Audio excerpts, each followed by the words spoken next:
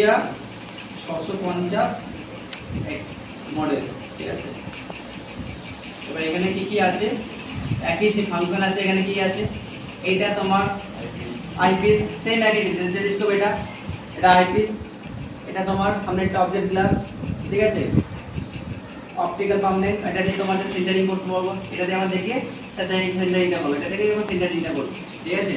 এটা তোমার horizontal clamp, এটাকে তোমার হরাইজন্টাল ক্ল্যাম্প হয়ে গেল। এটা হরাইজন্টাল ক্ল্যাম্প করে দিলাম, নড়বে না। এটা লুজ করলে ঘুরবে। আর এই সামনে যে স্ক্রুটা আছে তোমার, এটা ক্ল্যাম্প করে দেওয়ার পর এটা ঘুরবে না।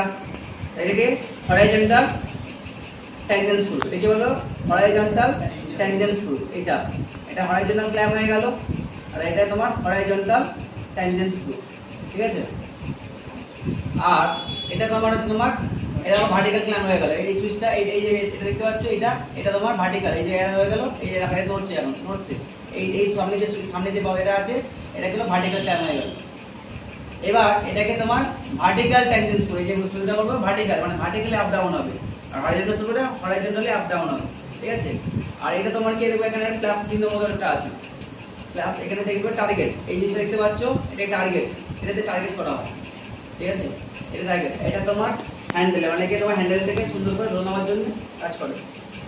আর এরকম ডিসপ্লে আছে, এই ডিসপ্লে রেসপেক্ট আমরা কাজ করব। এটা খুবই সহজ মেশিন, খুব একদম ইজি ভাবে কাজ হবে, ঠিক আছে।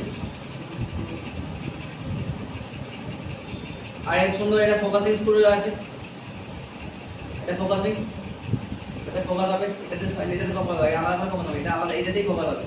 এটা আইপিএস এর, এইটা সামনে আইপিএস এর যে ক্রস হেডটা আছে, এই আইপিএস এর ক্রস হেডটা বানানোর জন্য। আর এটা তোমার নরমাল ফোকাসিং, ঠিক আছে।